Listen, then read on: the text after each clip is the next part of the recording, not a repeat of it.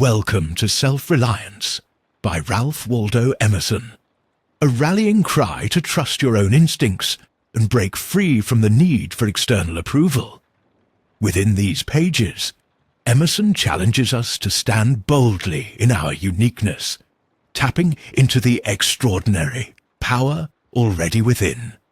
Let's begin this transformative journey into self-trust and inner strength. A man is his own star, and the soul that can render an honest and a perfect man commands all light, all influence, all fate.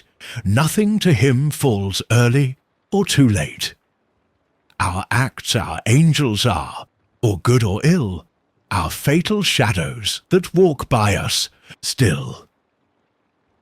Epilogue to Beaumont and Fletcher's Honest Man's Fortune. Cast the bantling on the rocks, suckle him with the she-wolf's teat, wintered with the hawk and fox, power and speed be hands and feet. I read the other day some verses written by an eminent painter which were original and not conventional. The soul always hears an admonition in such lines, let the subject be what it may. The sentiment they instill is of more value than any thought they may contain. To believe your own thought, to believe that what is true for you in your private heart is true for all men. That is genius. Speak your latent conviction, and it shall be the universal sense, for the inmost in due time becomes the outmost. And our first thought is rendered back to us by the trumpets of the last judgment. Familiar as the voice of the mind is to each, the highest merit we ascribe to Moses, Plato, and Milton is that they set at naught books and traditions, and spoke not what men, but what they thought. A man should learn to detect and watch that gleam of light which flashes across his mind from within, more than the lustre of the firmament of bards and sages. Yet dismisses without notice his thought, because it is his. In every work of genius we recognize our own rejected thoughts. They come back to us with a certain alienated majesty. Great works of art have no more affecting lesson for us than this. They teach us to abide by our spontaneous impression with good-humoured inflexibility than most when the whole cry of voices is on the other side. Else, tomorrow, a stranger will say with masterly good sense precisely what we have thought and felt all the time, and we shall be forced to take with shame our own opinion from another. There is a time in every man's education when he arrives at the conviction that envy is ignorance, that imitation is suicide, that he must take himself for better, for worse, as his portion, that though the wide universe is full of good, no kernel of nourishing corn can come to him, but through his toil bestowed on that plot of ground which is given to him to till. The power which resides in him is new in nature, and none but he knows what that is which he can do, nor does he know until he has tried. Not for nothing one face, one character, one fact makes much impression on him, and another none. This sculpture in the memory is not without pre-established harmony. The eye was placed where one ray should fall, that it might testify of that particular ray. We but half express ourselves, and are ashamed of that divine idea which each of us represents. It may be safely trusted as proportionate and of good issues, so it be faithfully imparted. But God will not have his work made manifest by cowards. A man is relieved and gay when he has put his heart into his work and done his best. But what he has said or done otherwise shall give him no peace. It is a deliverance which does not deliver. In the attempt his genius deserts him. No muse befriends, no invention, no hope. Trust thyself. Every heart vibrates to that iron string. Accept the place the divine providence has found for you. The society of your contemporaries, the connection of events. Great men have always done so, and confided themselves childlike to the genius of their age, betraying their perception that the absolutely trustworthy was seated at their heart, working through their hands, predominating in all their being. And we are now men, and must accept in the highest mind the same transcendent destiny, and not minors and invalids in a protected corner, not cowards fleeing before a revolution, but guides, redeemers, and benefactors, obeying the almighty effort and advancing on chaos and the dark. What pretty oracles nature yields us on this text, in the face and behaviour of children, babes, and even brutes, that divided and rebel mind, that distrust of a sentiment because our arithmetic has computed the strength and means opposed to our purpose. These have not. Their mind being whole, their eye is as yet unconquered. And when we look in their faces, we are disconcerted. Infancy conforms to nobody. All conform to it, so that one babe commonly makes 4 or 5 out of the adults who prattle and play to it. So God has armed youth and puberty and manhood no less with its own piquancy and charm, and made it enviable and gracious, and its claims not to be put by if it will stand by itself. Do not think the youth has no force, because he cannot speak to you and me. Hark!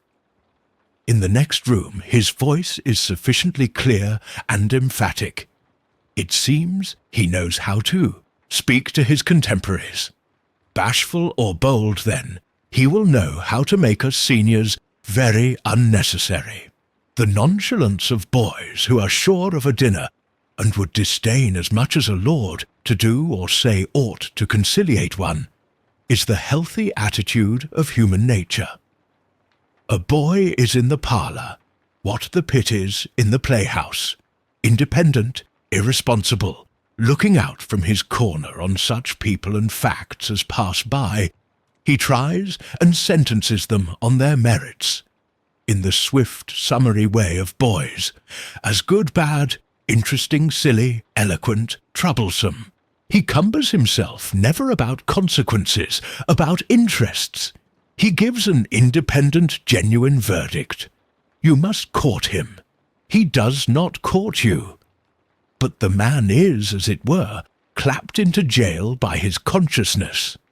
As soon as he has once acted or spoken with éclat, he is a committed person, watched by the sympathy or the hatred of hundreds, whose affections must now enter into his account. There is no Lethe for this.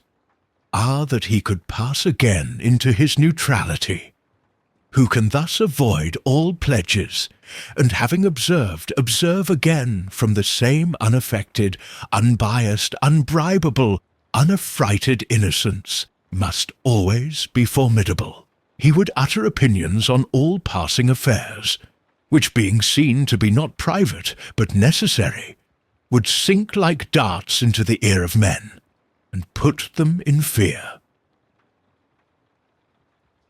These are the voices which we hear in solitude, but they grow faint and inaudible as we enter into the world.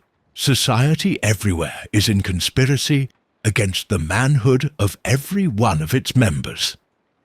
Society is a joint stock company in which the members agree, for the better securing of his bread to each shareholder, to surrender the liberty and culture of the eater.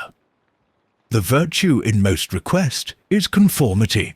Self-reliance is its aversion. It loves not realities and creators, but names and customs. Whoso would be a man must be a nonconformist. He who would gather immortal palms must not be hindered by the name of goodness, but must explore if it be goodness. Nothing is at last sacred but the integrity of your own mind. Absolve you to yourself, and you shall have the suffrage of the world. I remember an answer, which when quite young, I was prompted to make to a valued adviser, who was wont to importune me with the dear old doctrines of the Church. On my saying, what have I to do with the sacredness of traditions? If I live wholly, from within, my friend suggested. But these impulses may be from below, not from above. I replied, they do not seem to me to be such, but if I am the devil's child, I will live then from the devil. No law can be sacred to me, but that of my nature. Good and bad are but names very readily transferable to that or this. The only right is what is after my constitution, the only wrong what is against it. A man is to carry himself in the presence of all opposition, as if everything were titular and ephemeral, but hypocrisy. I am ashamed to think how easily we capitulate to badges and names, to large societies and dead institutions. Every decent and well-spoken individual affects and sways me more than is right. I ought to go upright and vital, and speak the rude truth in all ways. If malice and vanity wear the coat of philanthropy, shall that pass? If an angry bigot assumes this bountiful cause of abolition, and comes to me with his last news from Barbados, why should I not say to him, go love thy infant, love thy wood-chopper, be good-natured and modest, have that grace, and never varnish your hard, uncharitable ambition with this incredible tenderness for black folk 1,000 miles off. Thy love afar is spite at home. Rough and graceless would be such greeting, but truth is handsomer than the affectation of love. Your goodness must have some edge to it, else it is none. The doctrine of hatred must be preached as the counteraction of the doctrine of love when that pules and whines. I shun father and mother and wife and brother when my genius calls me. I would write on the lintels of the doorpost whim. I hope it is somewhat better than whim at last, but we cannot spend the day in explanation. Expect me not to show cause why I seek or why I exclude company. Then, again, do not tell me, as a good man did today, of my obligation to put all poor men in good situations. Are they my poor? I tell thee, thou foolish philanthropist, that I grudge the dollar, the dime, the cent I give to such men as do not belong to me, and to whom I do not belong. There is a class of persons to whom by all spiritual affinity I am bought and sold. For them I will go to prison, if need be. But your miscellaneous popular charities, the education at college of fools, the building of meeting-houses to the vain, end to which many now stand, alms to sots, and the 1,000-fold relief societies. Though I confess with shame, I sometimes succumb and give the dollar. It is a wicked dollar, which by and by I shall have the manhood to withhold. Virtues are, in the popular estimate, rather the exception than the rule. There is the man and his virtues. Men do what is called a good action, as some piece of courage or charity, much as they would pay a fine in expiation of daily non-appearance. On parade, their works are done as an apology or extenuation of their living in the world. As invalids and the insane pay a high board. Their virtues are penances. I do not wish to expiate, but to live. My life is for itself and not for a spectacle. I much prefer that it should be of a lower strain, so it be genuine and equal, than that it should be glittering and unsteady. I wish it to be sound and sweet, and not to need diet and bleeding. I ask primary evidence that you are a man, and refuse this appeal from the man to his actions. I know that for myself it makes no difference whether I do or forbear those actions which are reckoned excellent. I cannot consent to pay for a privilege, where I have intrinsic right. Few and mean as my gifts may be, I actually am, and do not need for my own assurance or the assurance of my fellows any secondary testimony. What I must do is all that concerns me, not what the people think. This rule, equally arduous in actual and in intellectual life, may serve for the whole distinction between greatness and meanness. It is the harder, because you will always find those who think they know what is your duty better than you know it. It is easy in the world to live after the world's opinion. It is easy in solitude to live after our own. But the great man is he who in the midst of the crowd keeps with perfect sweetness the independence of solitude. The objection to conforming to usages that have become dead to you is that it scatters your force. It loses your time and blurs the impression of your character. If you maintain a dead church, contribute to a dead Bible society, vote with a great party either for the government or against it, spread your table like base housekeepers.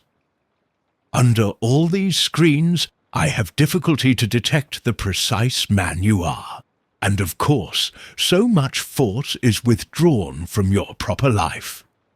But do your work, and I shall know you.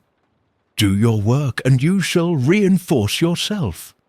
A man must consider what a blindman's buff is this game of conformity. If I know your sect, I anticipate your argument. I hear a preacher announce for his text and topic the expediency of one of the institutions of his church. Do I not know beforehand that not possibly can he say a new and spontaneous word? Do I not know that with all this ostentation of examining the grounds of the institution, he will do no such thing? Do I not know that he is pledged to himself not to look but at one side? The permitted side, not as a man, but as a parish minister. He is a retained attorney, and these airs of the bench are the emptiest affectation. Well, most men have bound their eyes with one or another handkerchief, and attached themselves to some one of these communities of opinion. This conformity makes them not false in a few particulars, authors of a few lies, but false in all particulars.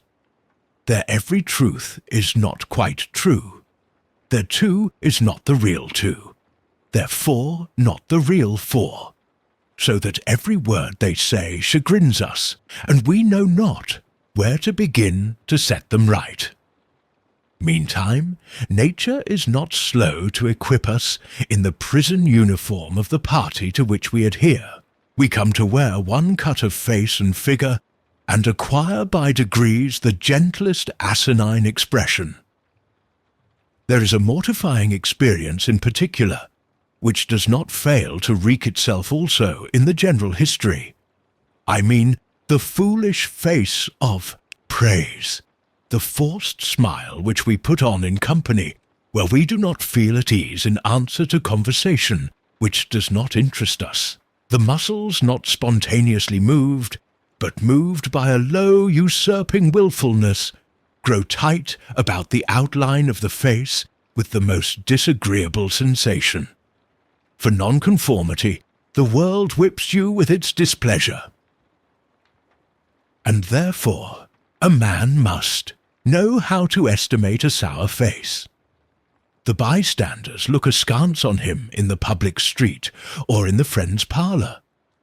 If this aversation had its origin in contempt and resistance like his own, he might well go home with a sad countenance. But the sour faces of the multitude, like their sweet faces, have no deep cause, but are put on and off as the wind blows and a newspaper directs. Yet is the discontent of the multitude more formidable than that of the Senate and the college. It is easy enough for a firm man who knows the world to brook the rage of the cultivated classes. Their rage is decorous and prudent, for they are timid as being very vulnerable themselves. But when to their feminine rage the indignation of the people is added, when the ignorant and the poor are aroused, when the unintelligent brute force that lies at the bottom of society is made to growl and mow, it needs the habit of magnanimity and religion to treat it godlike as a trifle of no concernment. The other terror that scares us from self-trust is our consistency, a reverence for our past act or word, because the eyes of others have no other data for computing our orbit than our past acts, and we are loath to disappoint them. But why should you keep your head over your shoulder? Why drag about this corpse of your memory, lest you contradict somewhat you have stated in this or that public place? Suppose you should contradict yourself. What then? It seems to be a rule of wisdom never to rely on your memory alone, scarcely even in acts of pure memory, but to bring the past for judgment into the thousand-eyed present and live ever in a new day. In your metaphysics you have denied personality to the deity. Yet, when the devout motions of the soul come, yield to them heart and life, though they should clothe God with shape and colour. Leave your theory, as Joseph his coat in the hand of the harlot, and flee. A foolish consistency is the hobgoblin of little minds, adored by little statesmen and philosophers and divines. With consistency, a great soul has simply nothing to do. He may as well concern himself with his shadow on the wall.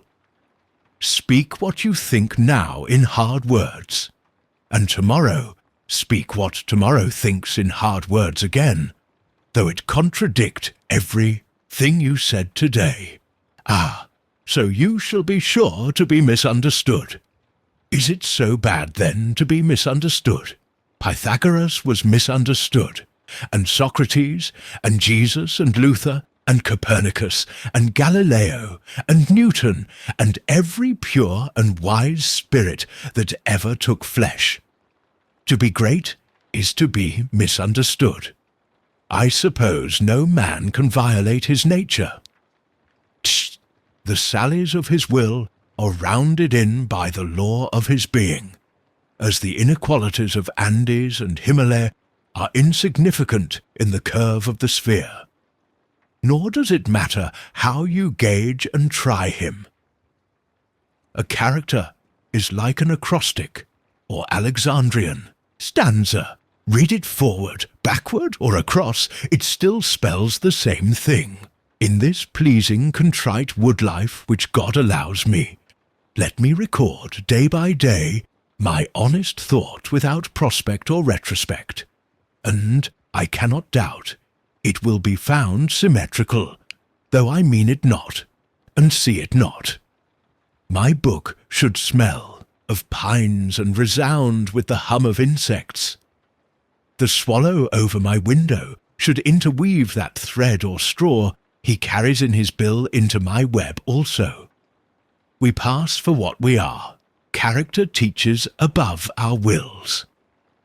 Men imagine that they communicate their virtue or vice only by overt actions, and do not see that virtue or vice emit a breath every moment. There will be an agreement in whatever variety of actions, so they be each honest and natural in their hour. For of one will, the actions will be harmonious, however unlike they seem. These varieties are lost sight of at a little distance, at a little height of thought. One tendency unites them all. The voyage of the best ship is a zigzag line of 100 tacks. See the line from a sufficient distance, and it straightens itself to the average tendency. Your genuine action will explain itself, and will explain your other genuine actions. Your conformity explains nothing. Act singly, and what you have already done singly will justify you now. Greatness appeals to the future. If I can be firm enough today to do right, and scorn eyes, I must have done so much right before as to defend me now. Be it how it will, do right now. Always scorn appearances, and you always may. The force of character is cumulative. All the foregone days of virtue work their health into this. What makes the majesty of the heroes of the Senate and the field, which so fills the imagination? The consciousness of a train of great days and victories behind. They shed an united light on the advancing actor. He is attended as by a visible escort of angels. That is it which throws thunder into Chatham's voice, and dignity into Washington's port, and at America into Adam's eye. Honour is venerable to us because it is no ephemeris. It is always ancient virtue. We worship it today because it is not of today.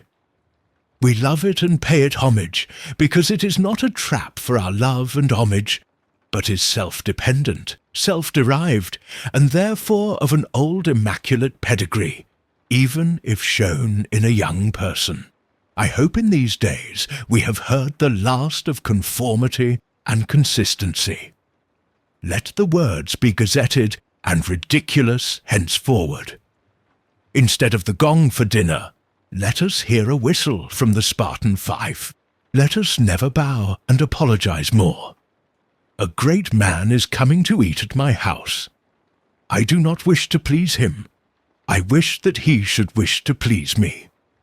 I will stand here for humanity, and though I would make it kind, I would make it true. Let us affront and reprimand the smooth mediocrity and squalid contentment of the times, and hurl in the face of custom and trade and office the fact which is the upshot of all history, that there is a great responsible thinker and actor working wherever a man works, that a true man belongs to no other time or place, but is the centre of things. Where he is, there is nature. He measures you and all men, and all events. Ordinarily, every body in society reminds us of somewhat else, or of some other person. Character, reality, reminds you of nothing else. It takes place of the whole creation. The man must be so much that he must make all circumstances indifferent. Every true man is a cause, a country, and an age, requires infinite spaces and numbers and time, fully to accomplish his design. Dieu! And posterity seem to follow his steps as a train of clients. A man Caesar is born, and for ages after we have a Roman Empire. Christ is born, and millions of minds so grow and cleave to his genius, that he is confounded with virtue and the possible of man. An institution is the lengthened shadow of one man, as monarchism of the hermit Antony, the Reformation of Luther, Quakerism of Fox, Methodism of Wesley, abolition of Clarkson. Scipio, Milton called the height of Rome, and all history resolves itself very easily into the biography of a few stout and earnest persons. Let a man then know his worth, and keep things under his feet. Let him not peep or steal, or skulk up and down with the air of a charity boy, Adai, bastard, or an interloper in the world which exists for him, but the man in the street, finding no worth in himself, which corresponds to the force which built a tower or sculptured a marble god, feels poor when he looks on these. To him a palace, a statue, or a costly book have an alien and forbidding air, much like a gay equipage, and seem to say like that, "Who are you, sir?" Yet they all are his, suitors for his notice, petitioners to his faculties that they will come out and take possession. The picture waits for my verdict.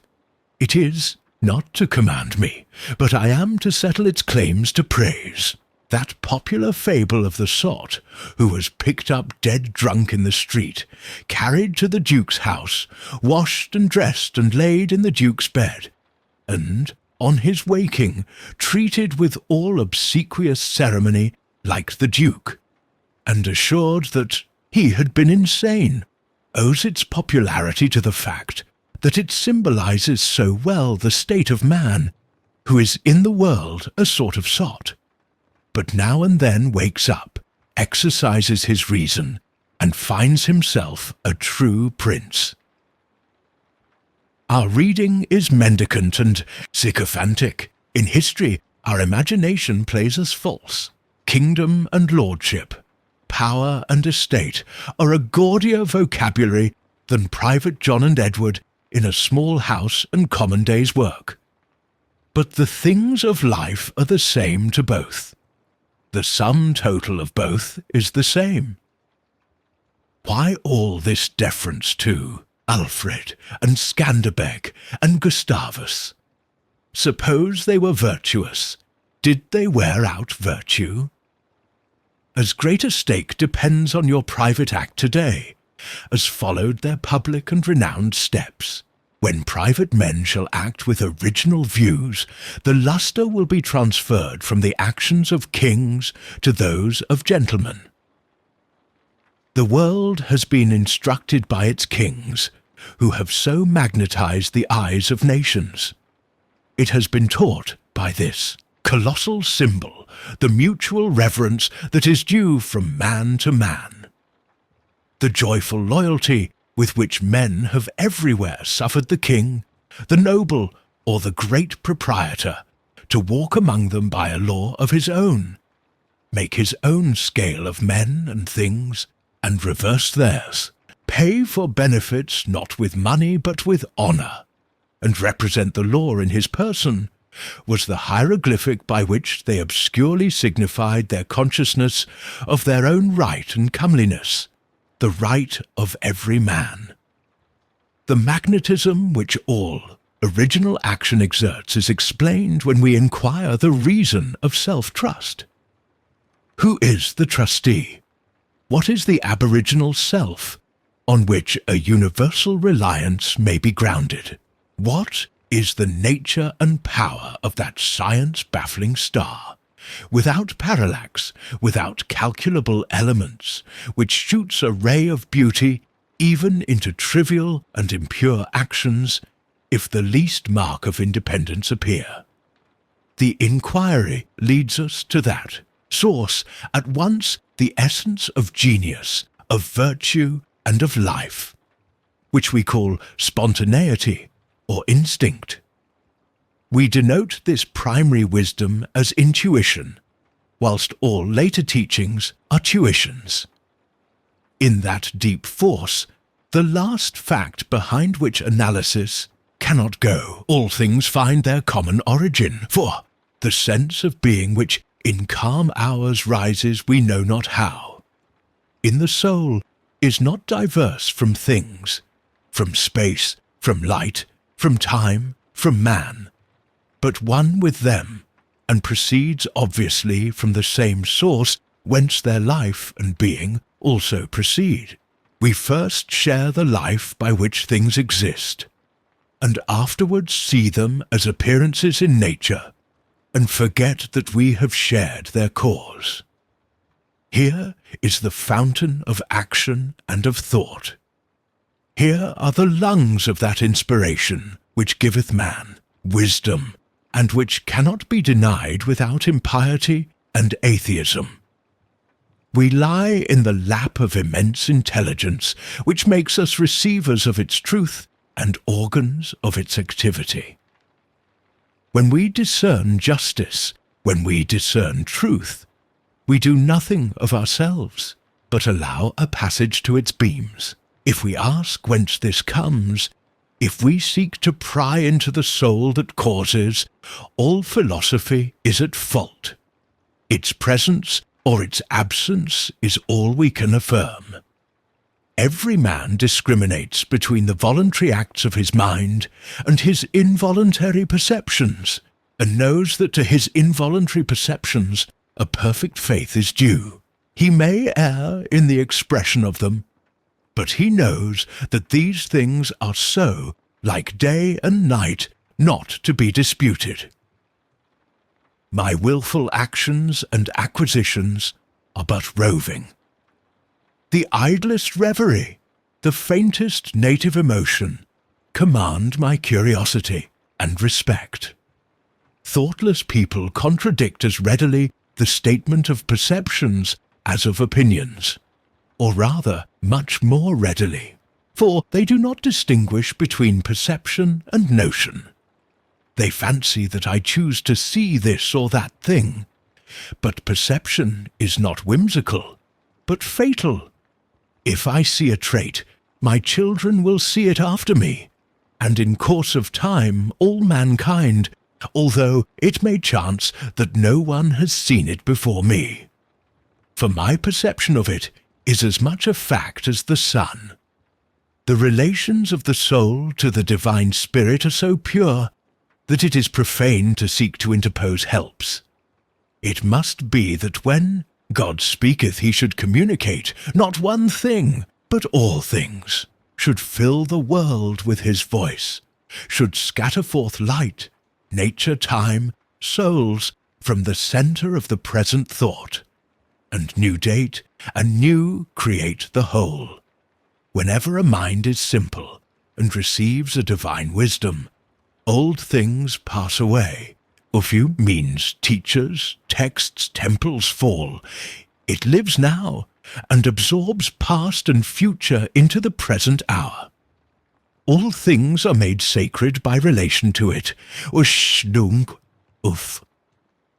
Wook as much as another. All things are dissolved to their centre by their cause, and in the universal miracle, petty and particular miracles disappear.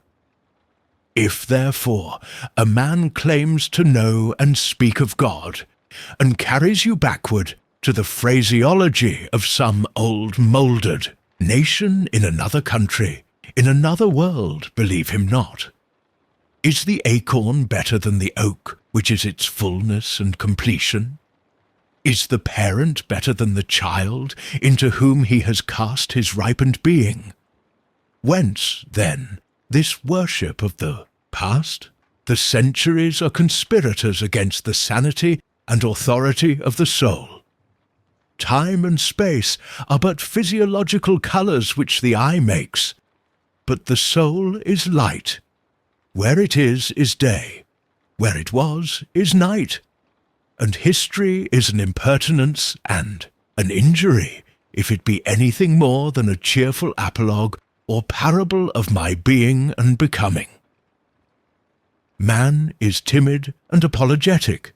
He is no longer upright. He dares not say, I think, I am, but quotes some saint or sage. He is ashamed before the blade of grass or the blowing rose. These roses under my window make no reference to former roses or to better ones. They are for what they are. They exist with God today. There is no time to them. There is simply the rose. It is perfect in every moment of its existence. Before a leaf bud has burst, its whole life acts. In the full-blown flower there is no more. In the leafless root there is no less. Its nature is satisfied, and it satisfies nature in all moments alike. But man postpones or remembers. He does not live in the present, but with reverted eye laments the past, or heedless of the riches that surround him, stands on tiptoe to foresee the future. He cannot be happy and strong until he too lives with nature in the present above time. This should be plain enough. Yet see what strong intellects dare not yet hear God himself, unless he speak the phraseology of I know not what David, or Jeremiah, or Paul. We shall not always set so great a price on a few texts, on a few lives. We are like children who repeat by rote the sentences of grandames and tutors, and, as they grow older, of the men of talents and character they chance to see, painfully recollecting the exact words they spoke. Afterwards, when they come into the point of view which those had who uttered these sayings, they understand them, and are willing to let the words go. For at any time they can use words as good when occasion comes. If we live truly, we shall see truly. It is as easy for the strong man to be strong as it is for the weak to be weak. When we have new perception, we shall gladly disburden the memory of its hoarded treasures as old rubbish. When a man lives with God, his voice shall be as sweet as the murmur of the brook and the rustle of the corn. And now at last the highest truth on this subject remains unsaid. Probably cannot be said, for all that we say is the far-off remembering of the intuition. That thought, by what I can now nearest approach to say it, is this: when good is near, when you have life in yourself, it is not by any known or accustomed way. You shall not discern the footprints of any other. You shall not see the face of man. You shall not hear any name. The way, the thought, the good shall be wholly strange and new. It shall exclude example and experience. You take the way from man, not to man. All persons that ever existed are its forgotten ministers. Fear and hope are alike beneath it. There is somewhat low even in hope. In the hour of vision, there is nothing that can be called gratitude, nor properly joy. The soul raised over passion beholds identity and eternal causation, perceives the self-existence of truth and right, and calms itself with knowing that all things go well. Vast spaces of nature, the Atlantic Ocean, the South Sea, long intervals of time, years, centuries, are of no account. This which I think and feel underlay every former state of life and circumstances, as it does underlie my present, and what is called life, and what is called death. Life only avails, not the having lived. Power ceases in the instant of repose. It resides in the moment of transition from a past to a new state, in the shooting of the gulf, in the darting to an aim.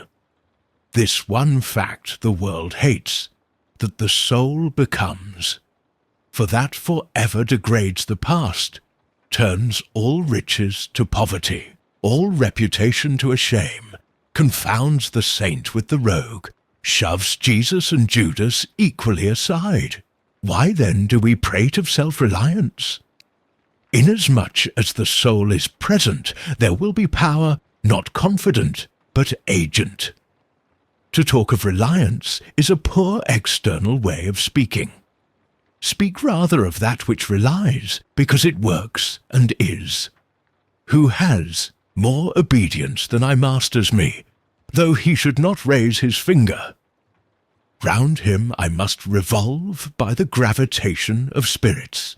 We fancy it rhetoric when we speak of eminent virtue. We do not yet see that virtue is height, and that a man or a company of men, plastic and permeable to principles, by the law of nature, must overpower and ride all cities, nations, kings, rich men, poets who are not. This is the ultimate fact which we so quickly reach on this, as on every topic, the resolution of all into the ever-blessed One. Self-existence is the attribute of the Supreme Cause, and it constitutes the measure of good by the degree in which it enters into all lower forms. All things real are so by so much virtue as they contain. Commerce, husbandry, hunting, whaling, war, eloquence, personal weight, are somewhat and engage my respect as examples of its presence and impure action.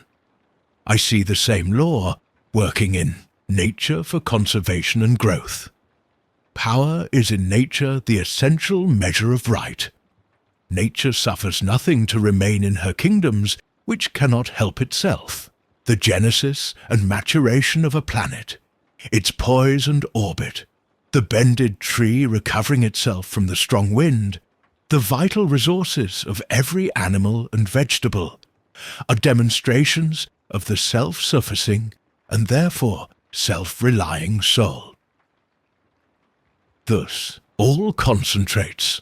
Let us not rove. Let us sit at home with the cause. Let us stun and astonish the intruding rabble of men and books and institutions by a simple declaration of the divine fact. Bid the invaders take the shoes from off their feet, for God is here within.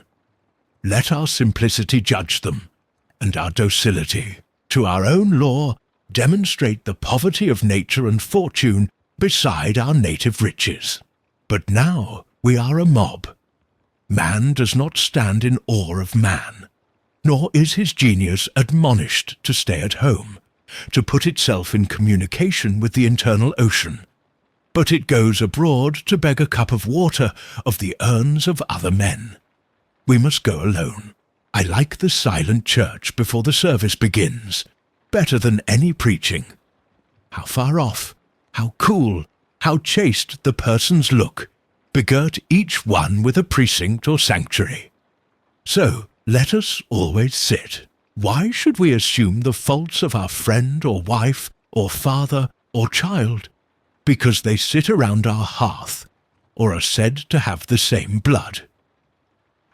All men have my blood, and I have all men's.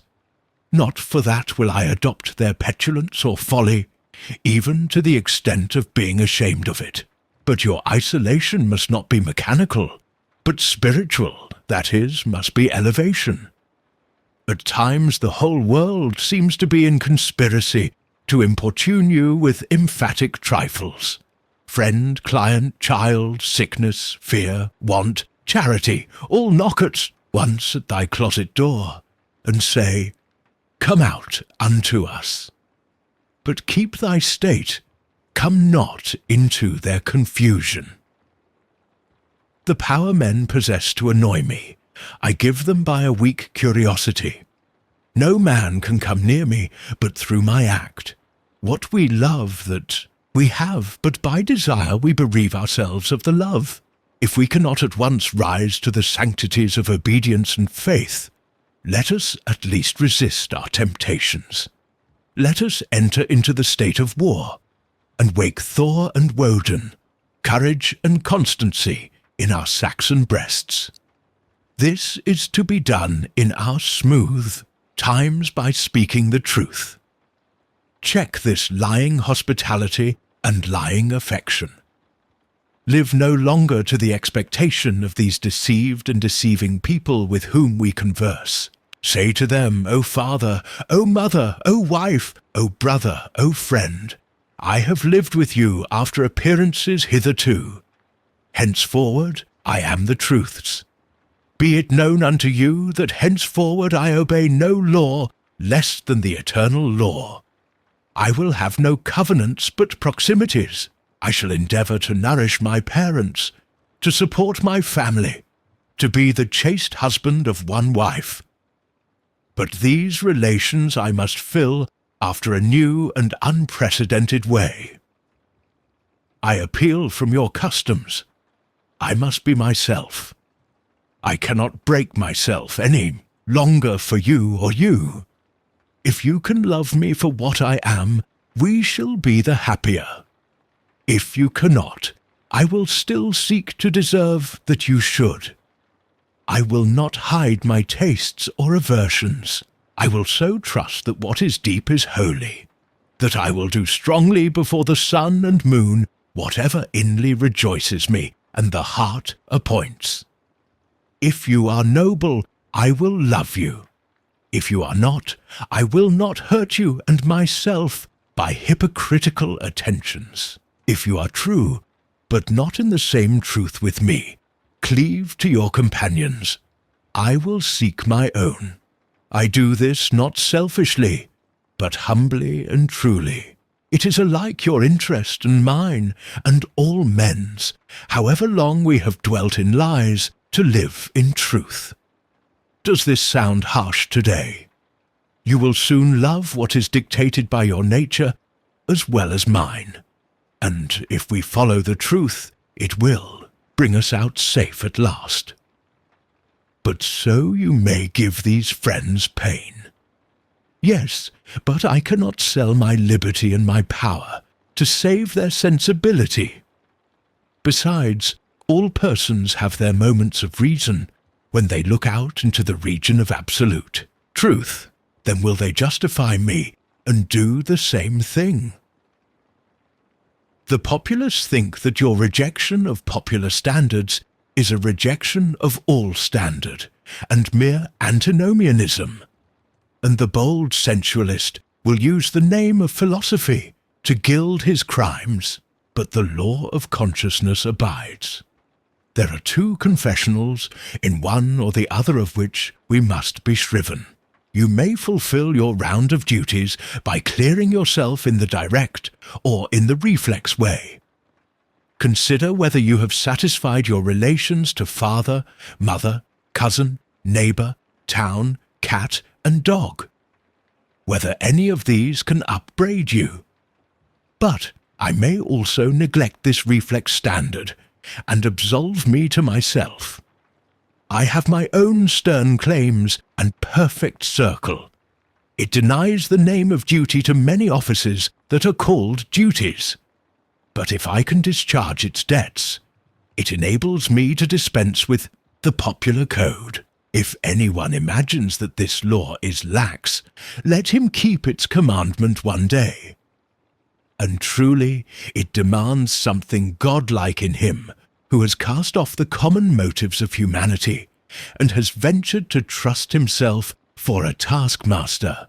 High be his heart, faithful his will, clear his sight, that he may in good earnest be doctrine society law to himself, that a simple purpose may be to him as strong as iron necessity is to others.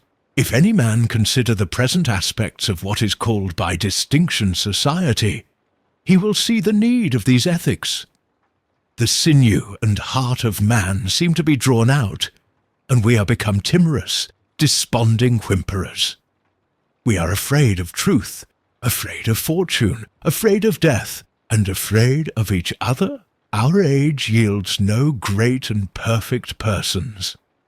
We want men and women who shall renovate life and our social state, but we see that most natures are insolvent, cannot satisfy their own wants, have an ambition out of all proportion to their practical force, and do lean and beg day and night continually.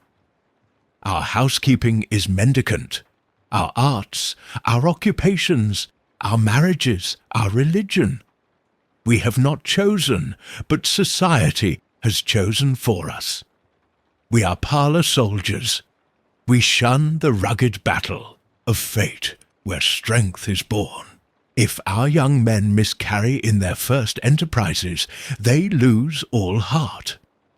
If the young merchant fails, men say he is ruined. If the finest genius studies at one of our colleges, and is not installed in an office within 1 year afterwards in the cities or suburbs of Boston or New York, it seems to his friends and to himself that he is right in being disheartened and in complaining the rest of his life.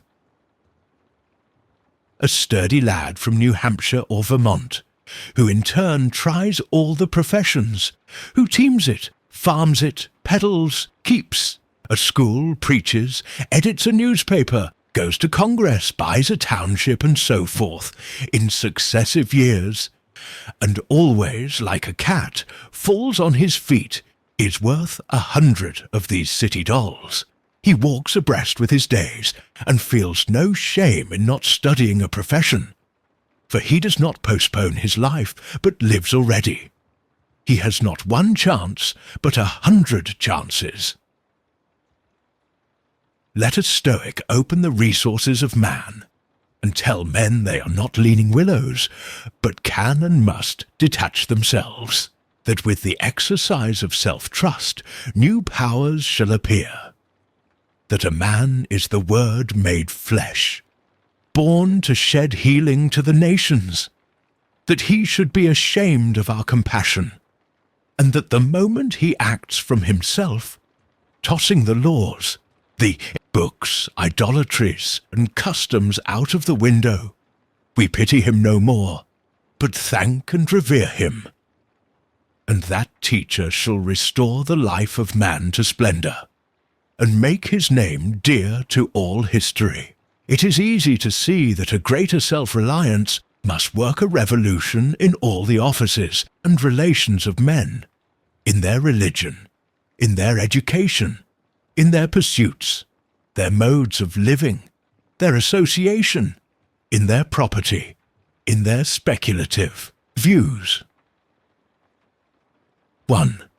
In what prayers do men allow themselves?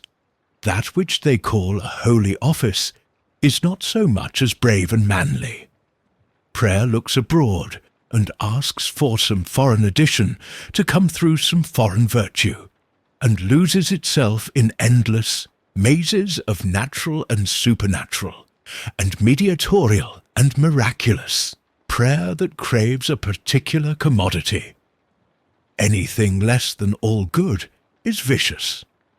Prayer is the contemplation of the facts of life from the highest point of view. It is the soliloquy of a beholding and jubilant soul. It is the Spirit of God pronouncing his works good. But prayer, as a means to effect a private end, is meanness and theft. It supposes dualism and not unity in nature and consciousness. As soon as the man is at one with God, he will not beg.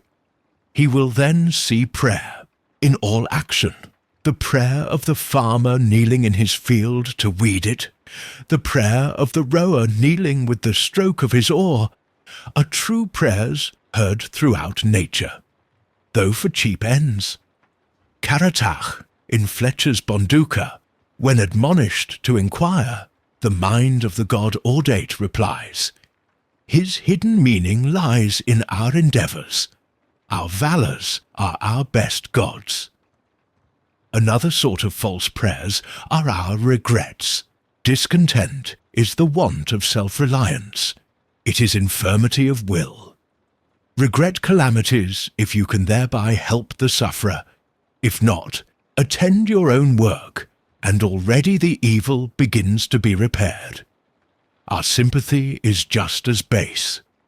We come to them who weep foolishly and sit down and cry for company, instead of imparting to them truth and health in rough electric shocks, putting them once more in communication with their own reason.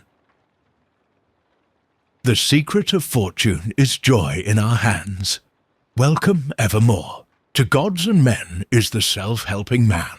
For him all doors are flung wide, him all tongues greet, all honours crown, all eyes follow with desire. Our love goes out to him and embraces him, because he did not need it. We solicitously and apologetically caress and celebrate him, because he held on his way and scorned our disapprobation. The gods love him because men hated him. To the persevering mortal, said Zoroaster, the blessed immortals are swift. As men's prayers are a disease of the will, so are their creeds a disease of the intellect.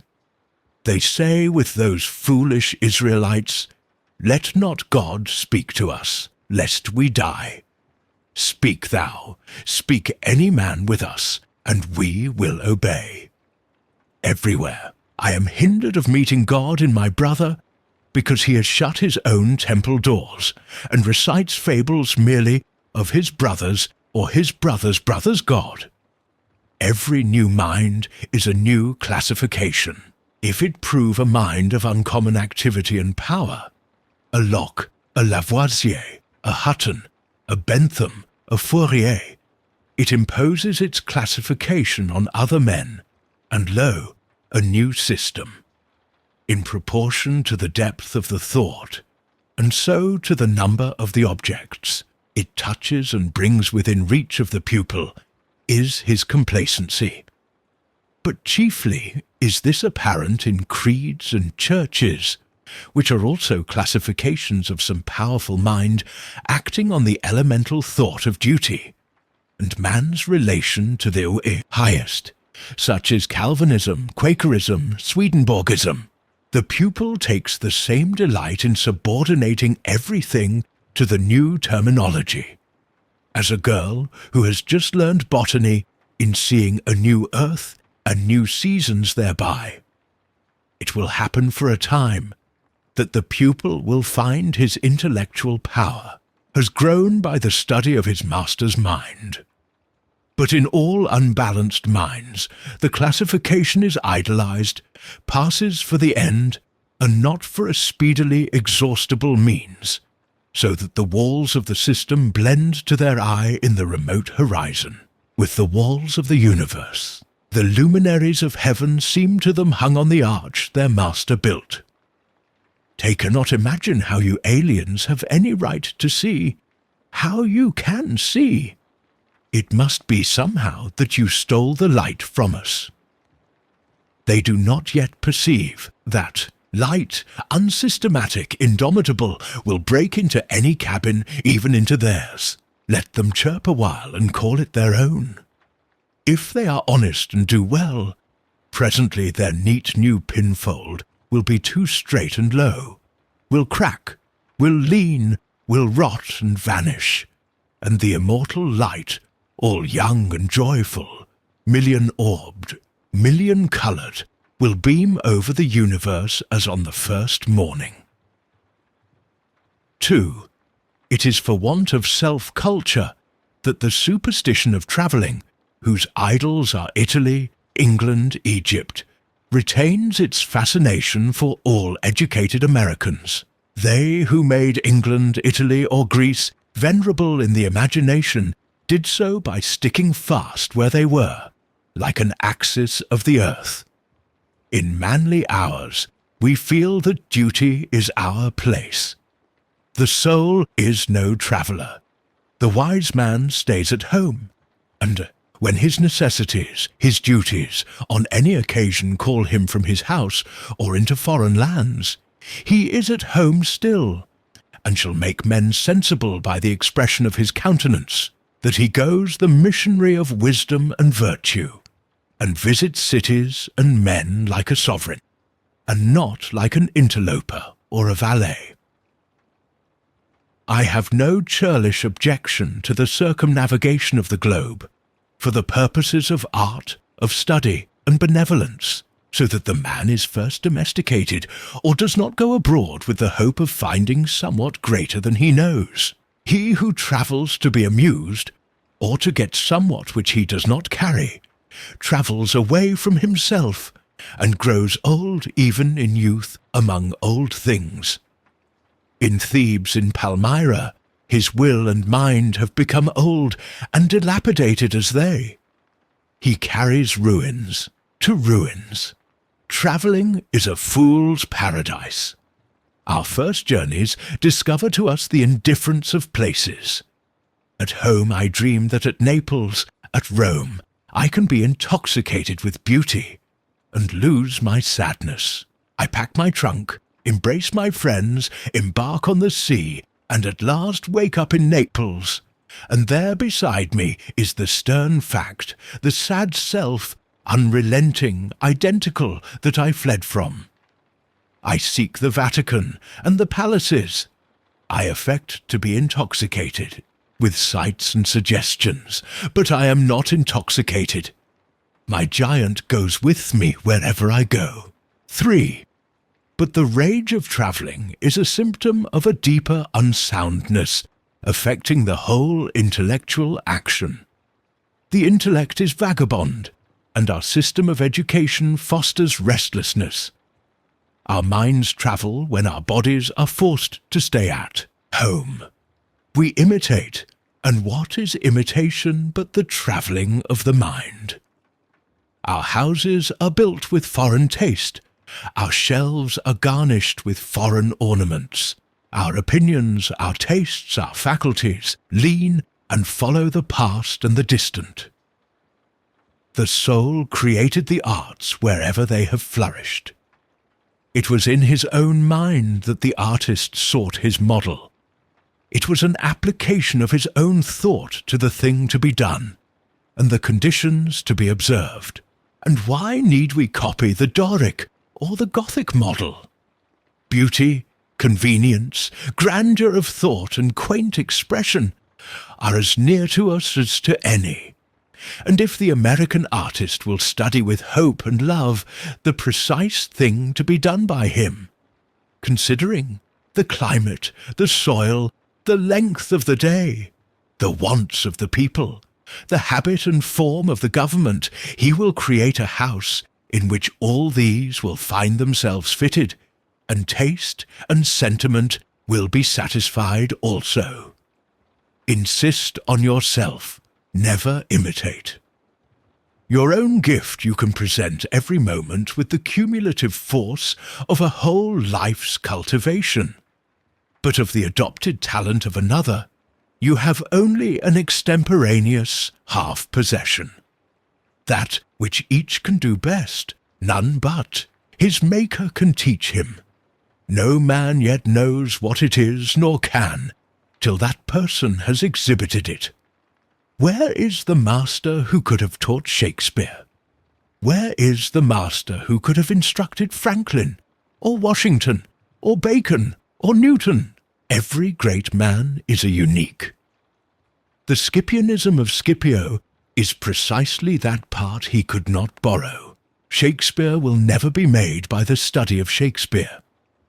Do that which is assigned you, and you cannot hope too much, or dare too much.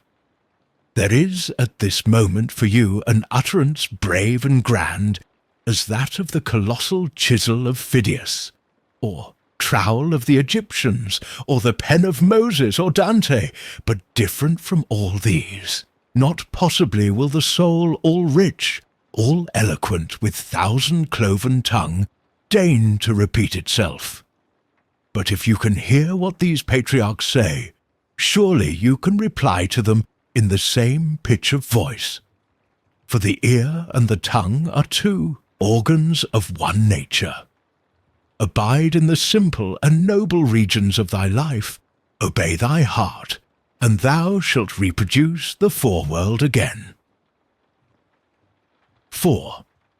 As our religion, our education, our art look abroad, so does our spirit of society.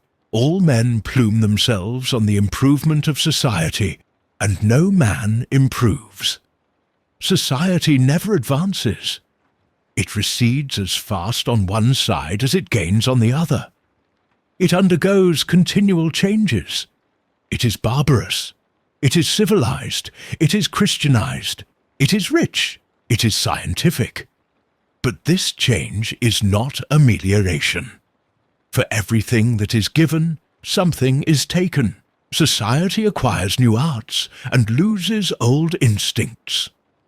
What a contrast between the well-clad, reading, writing, thinking American, with a watch, a pencil, and a bill of exchange in his pocket, and the naked New Zealander, whose property is a club, a spear, a mat, and an undivided 20th of a shed to sleep under. But compare the health of the two men, and you shall see that the white man has lost his aboriginal strength.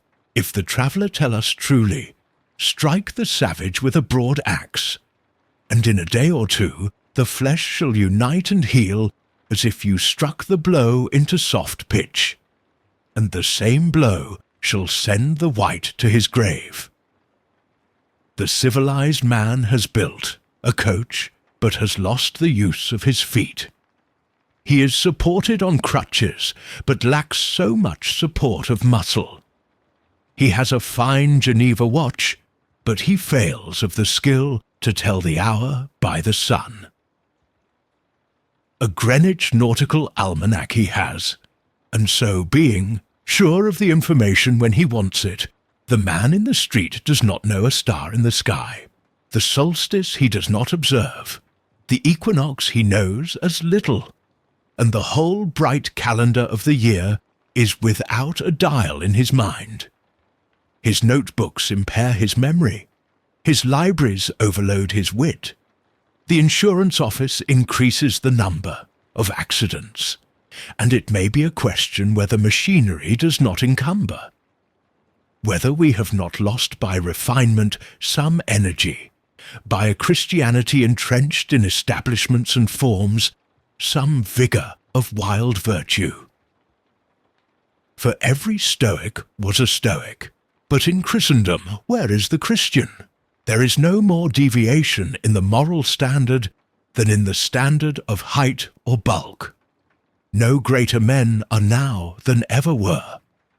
A singular equality may be observed between the great men of the first and of the last ages.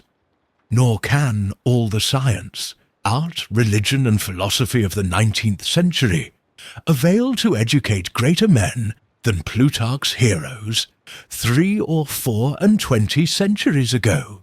Not in time is the race progressive. Phocion, Socrates, Anaxagoras, Diogenes are great men, but they leave no class. He who is really of their class will not be called by their name, but will be his own man, and in his turn the founder of a sect. The arts and inventions of each period are only its costume, and do not invigorate men. The harm of the improved machinery may compensate its good. Hudson and Bering accomplished so much in their fishing boats as to astonish Parry and Franklin, whose equipment exhausted the resources of science and art.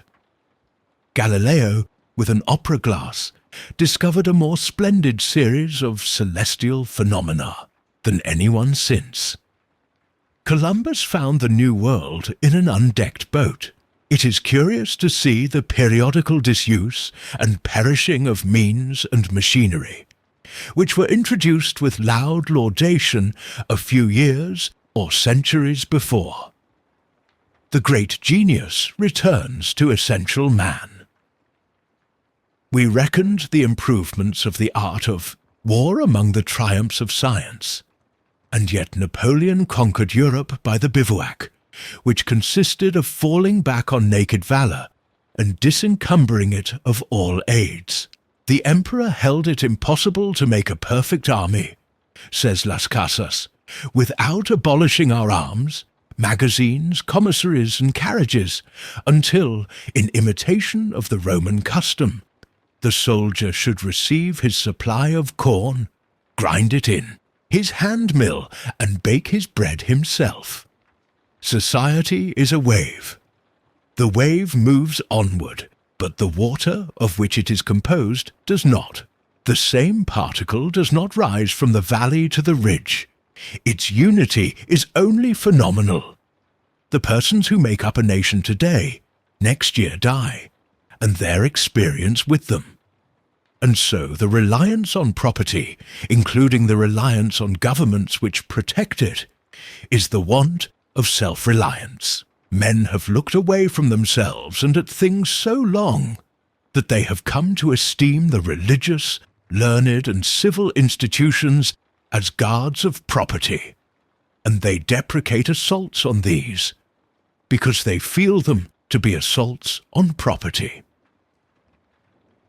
They measure their esteem of each other by what each has, and not by what each is. But a cultivated man becomes ashamed of his property, out of new respect for his nature. Especially he hates what he has, if he see that it is accidental. Came to him by inheritance or gift or crime. Then he feels that it is not having. It does not belong to him, has no root in him, and merely lies there because no revolution or no robber takes it away. But that which a man is, does always by necessity acquire, and what the man acquires is living property, which does not wait the beck of rulers, or mobs, or revolutions, or fire, or storm, or bankruptcies, but perpetually renews itself wherever the man breathes. Thy lot or portion of life, said the Caliph Ali, is seeking after thee, therefore be at rest from seeking after it. Our dependence on these foreign goods leads us to our slavish respect for numbers. The political parties meet in numerous conventions, the greater the concourse, and with each new uproar of announcement, the delegation from Essex, the Democrats from New Hampshire, the Whigs of Maine, the young patriot feels himself stronger than before by a new 1,000 of eyes and arms. In like manner, the reformers summon conventions, and vote and resolve in multitude. Not so, O friends, will the God deign to enter and inhabit you, but by a method precisely the reverse. It is only as a man puts off all foreign support, and stands alone, that I see him to be strong and to prevail. He is weaker by every recruit to his banner. Is not a man better than a town?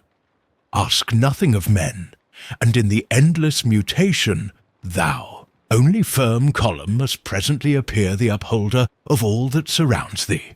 He who knows that power is inborn, that he is weak because he has looked for good out of him and elsewhere, and so perceiving, throws himself unhesitatingly on his thought, instantly rights himself, stands in the erect position, commands his limbs, works miracles.